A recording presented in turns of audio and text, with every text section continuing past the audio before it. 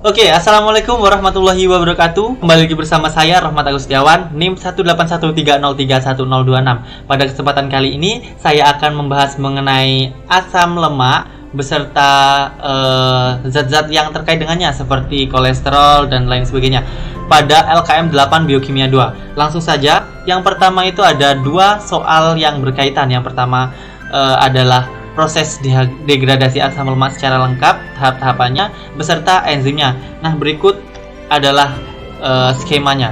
Yang pertama itu tahapan-tahapannya terlebih dahulu. Tahapannya itu ada 3. Yang pertama adalah aktivasi, yang kedua transport, yang ketiga adalah siklus beta oksidasi. Nah, yang siklus beta oksidasi ini dibagi menjadi 4 tahap, yaitu oksidasi 1, lalu hidrasi, yang ketiga itu oksidasi 2, dan yang terakhir itu tiolisis. Pada tahap aktivasi, di sini ada asam lemak tentunya, ditambahkan dengan KOA, ditambahkan dengan ATP berkesetimbangan menjadi asil KOA dan AMP serta senyawa Pi yang terikat dengan gugus fosfor. Nah, untuk enzimnya sendiri dia akan meminta bantuan oleh enzim asil KOA sintase, also called fatty acid thiokinase, dan fatty acid KOA ligase. Untuk yang kedua itu ada transport. Di sini ada karnitin ditambahkan dengan asil KOA hasil dari yang pertama itu berkesetimbangan menjadi asil karnitin plus KOA, dibantu oleh enzim karnitin asil transferase 1 dan 2, also called carnitine palmitoyl transferase 1 and 2. Nah, yang ketiga itu ada siklus beta oksidasi. Siklus beta oksidasi yang pertama itu ada oksidasi yang pertama adalah asil KOA ditambahkan dengan EFAD berkesetimbangan menjadi trans delta kuadrat enoil KOA ditambahkan dengan EFADH2 dibantu oleh enzim KOA dehidrogenase. Yang keempat adalah trans delta kuadrat enoil KOA ditambahkan dengan H2O hidrasi berkesetimbangan menjadi L ini berarti dia senyawa isomer ruang, isomer putar.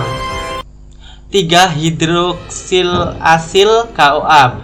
Enzimnya adalah enoyl KOA hidratase, also called crotonase or 3-hidroksiasil KOA hidroliase. Yang kelima adalah oksidasi yang kedua, tahap 2, yaitu L3-hidroksiasil KOA ditambahkan dengan NAD+ berkesetimbangan menjadi 3 ketoasil KOA ditambahkan dengan NADH plus H+. Nah, untuk enzimnya adalah L3-hidroksiasil KOA dehidrogenase. Yang keenam adalah tiolisis. Itu ada 3 ketoasil KOA ditambahkan dengan KOA berkesetimbangan menjadi asetil KOA plus asil KOA, shortened by 2 carbon atom.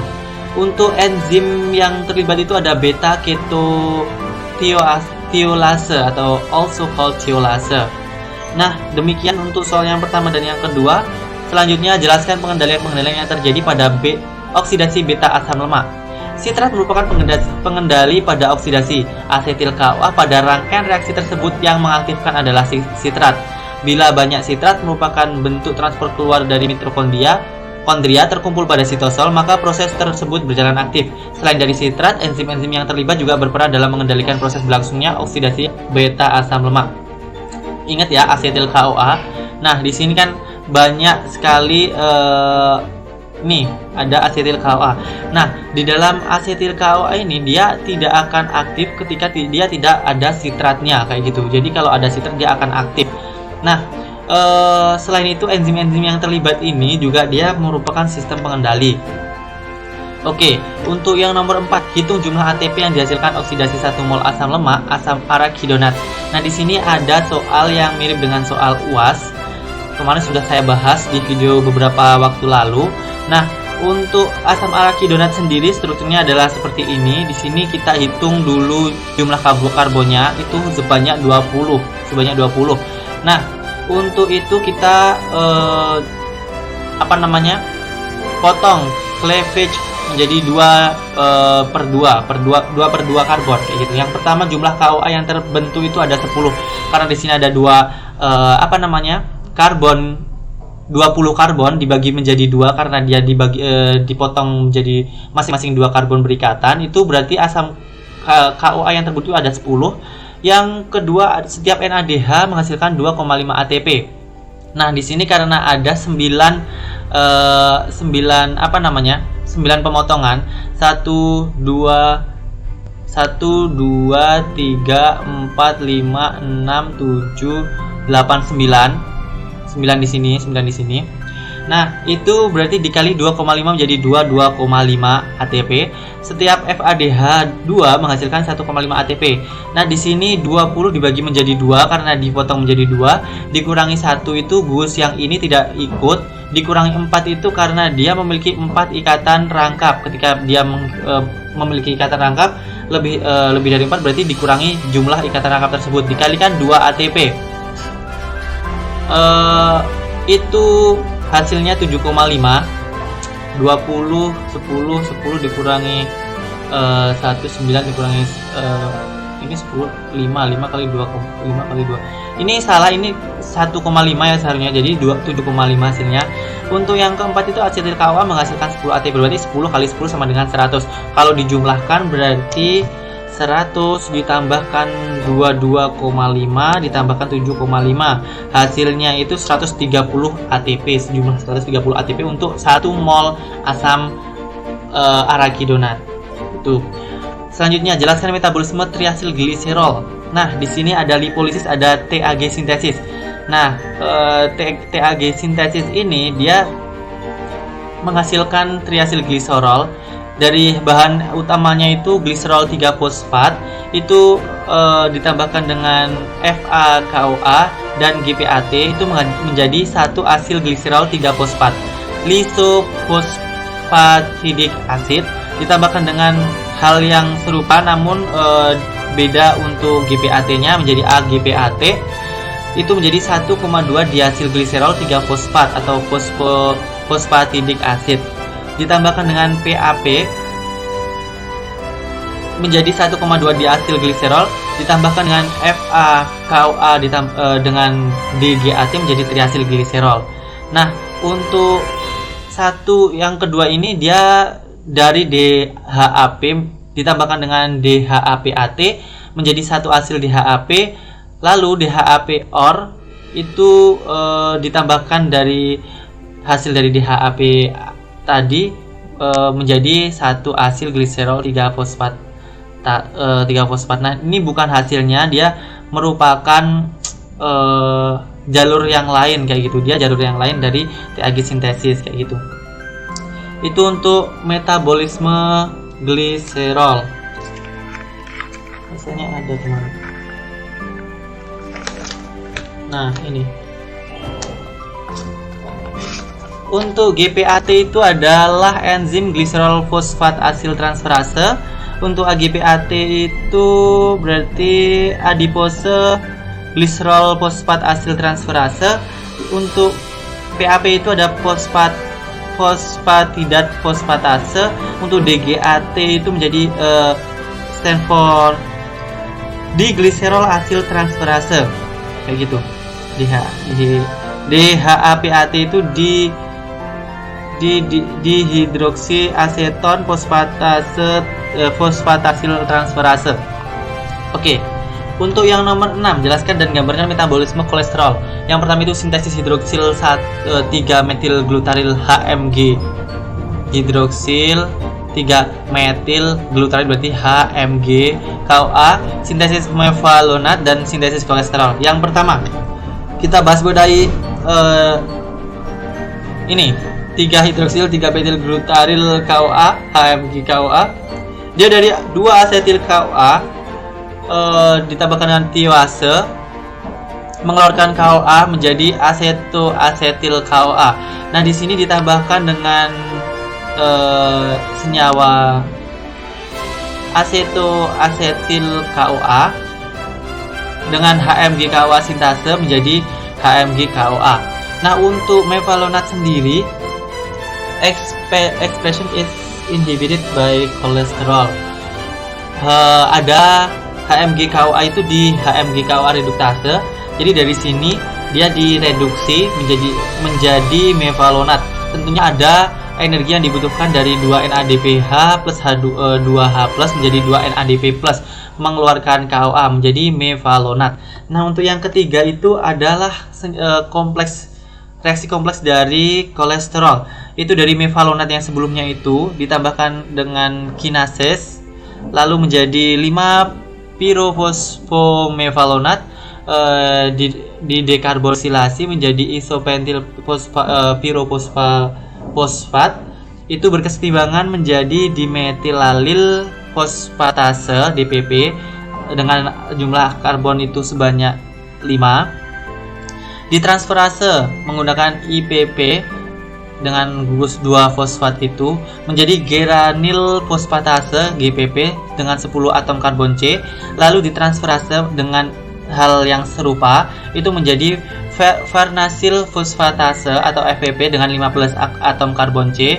Lalu di sini ada penambahan FPP mengeluarkan gugus 2 fosfat ditambahkan dengan energi NADPH plus H plus menjadi NADP plus dan mengeluarkan gugus 2 fosfat lagi menjadi sekuelen.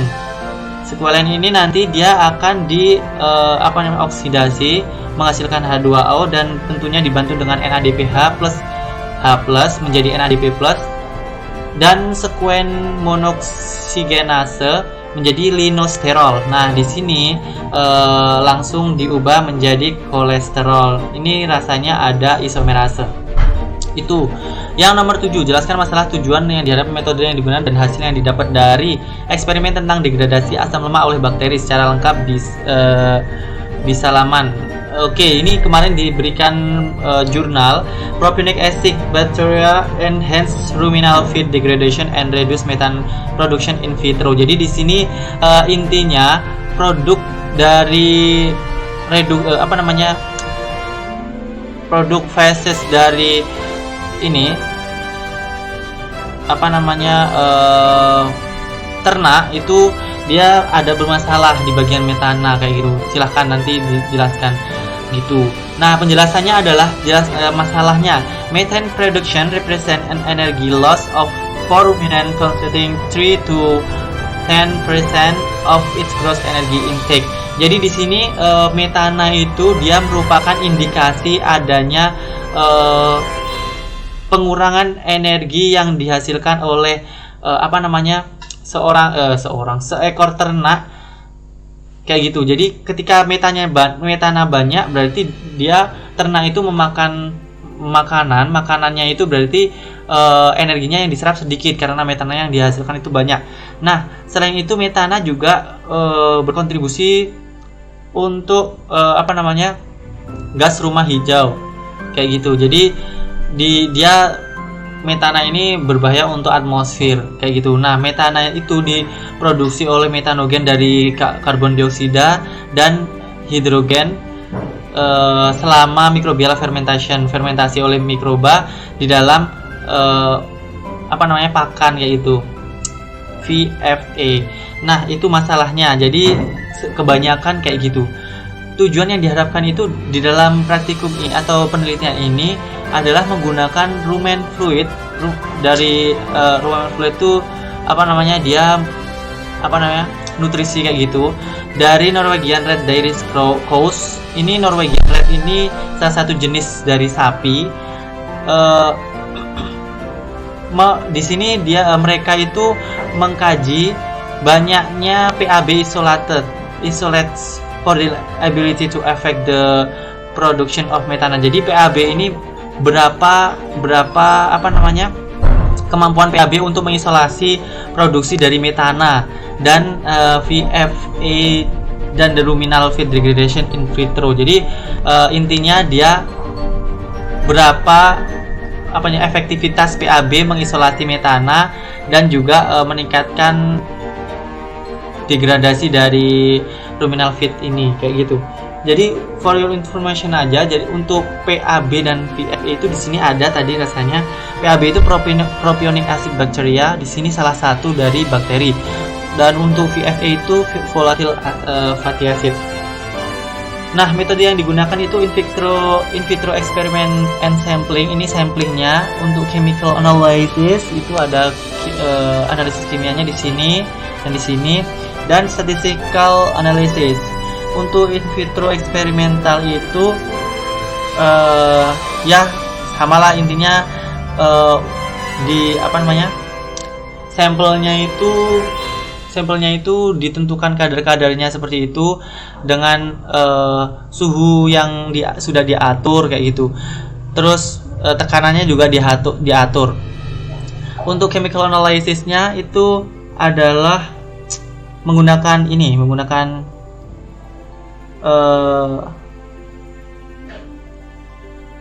Dairy One Fluoride Laboratory. Di sini mereka menganalisis sampel kimia kayak gitu.